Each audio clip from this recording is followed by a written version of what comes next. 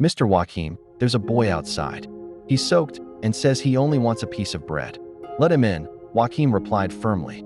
"No one is ever denied food here. This story will make you cry. Watch until the end." The sky was dark and heavy rain fell over the mountains. The smell of wet earth mixed with the distant sound of thunder.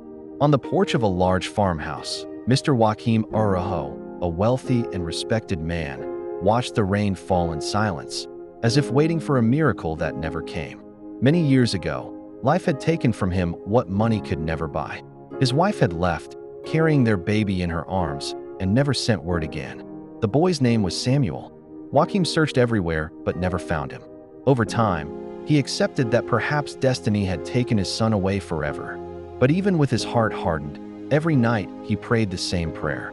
"Lord, if my boy is still out there, please take care of him for me." That rainy afternoon, while the wind made the windows tremble, 3 knocks echoed from the gate. The farmhand ran to the porch. "Mr. Joaquim, there's a boy outside. He's drenched, and he says he only wants a piece of bread."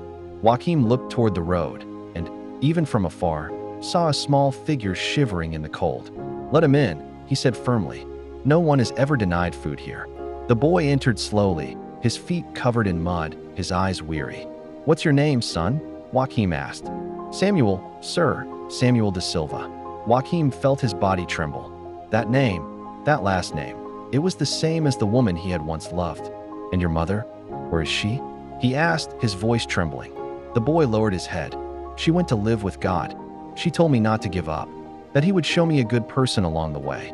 Those words pierced Joaquim's heart like an arrow. He took a deep breath, wiping his face, though he no longer knew if it was wet from the rain or from his tears. "Come in, Samuel," he said softly. "You won't lack anything here." Samuel was led to the living room. Dona Alzira, the housekeeper, brought warm milk and cheese bread. Samuel ate slowly, glancing around, fascinated by that place that seemed like another world. As he watched him, Joaquim began to feel something strange. There was something familiar in the boy's eyes. The same way his son used to raise his eyebrows when he was scared. The same eyes as the woman who had left him so many years ago. Confused, Joaquim stood up, went to an old cabinet, and pulled out a wooden box. Inside were old letters, a torn photograph, and a will he had never had the courage to open. When he returned to the kitchen, he showed the photo to the boy. It was the portrait of a young woman holding a baby in her arms. Samuel's eyes widened. That's my mom." Silence filled the room. Joaquim dropped the photo, covered his face with his hands, and began to cry. "My God," he whispered through tears. You're my son." Samuel stared in confusion until Joaquim knelt before him, tears falling to the floor. "Samuel, I'm your father, my boy." Samuel threw his arms around him, crying as he hugged him tightly. With his heart shattered, Joaquim could only repeat, "God brought you back to me." He heard my prayers. Outside, the rain began to fade. The sky cleared and rays of sunlight broke through the clouds, illuminating the farmhouse courtyard. Dona Alzira, who had been watching the scene, wiped her eyes and whispered softly, "God still performs miracles, Mr. Joaquim. He still does." That night, the farmhouse came back to life. Samuel's laughter echoed through the hallways. Joaquim, who once dined alone, now gave thanks out loud.